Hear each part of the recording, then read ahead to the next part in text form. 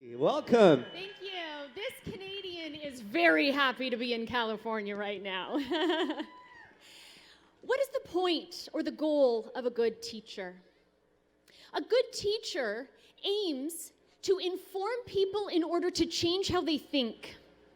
And a good teacher aims to inspire people in order to change how they behave.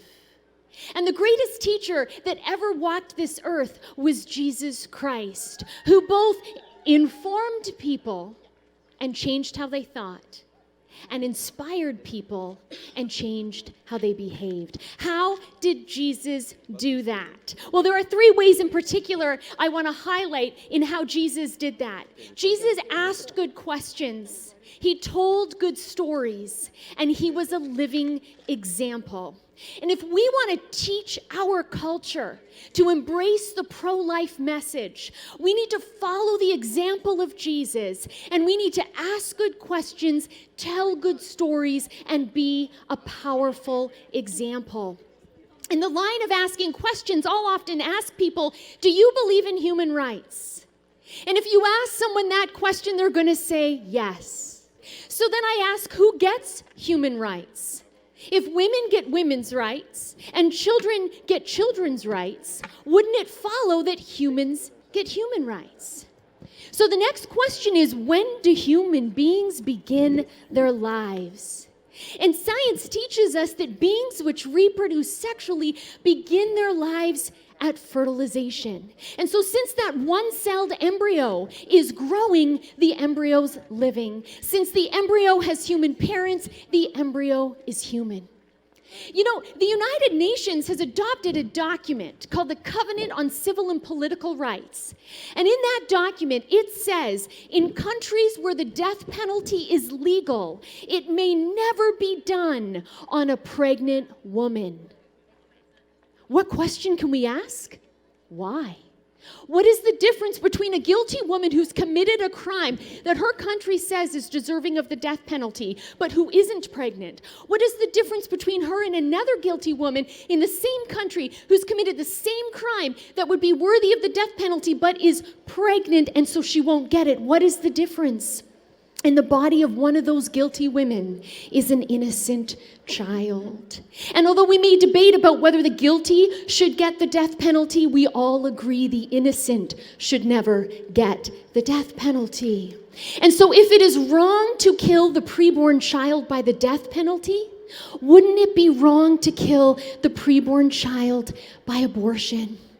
So we want to ask good questions, but we also want to tell good stories. I think of my friend Bonnie. She had an abortion, deeply regretted it, and decided to allow God to use her as a mighty force for good moving forward. She spoke to a group of teenagers, and a girl in the crowd was pregnant. She heard Bonnie's story of regret and decided to carry her child to term. I think of Ryan Baumberger, a friend of mine who was conceived in rape. His birth mom carried him to term, placed him for adoption. He grew up and became an adoptive dad himself. Jesus asked good questions. He told good stories. And I want to leave you with this thought. Jesus always gave the best example. In the book of John, it says, greater love has no man than this, that he lay down his life for his friends. There's a group called Abort 73 that created a video called Opposites. They say, if hate is the opposite of love, what is the opposite of the greatest love?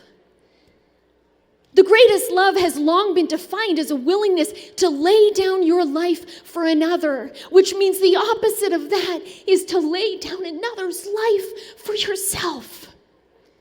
And abortion is the opposite of the greatest love.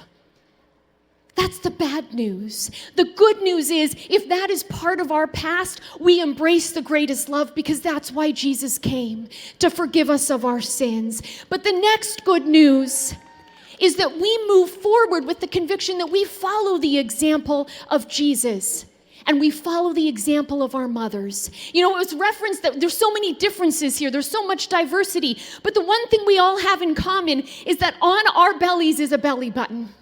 And it's a physical reminder that every single one of us was once a child in the womb.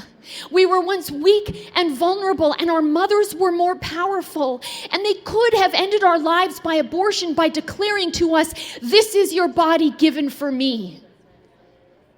But our moms didn't do that.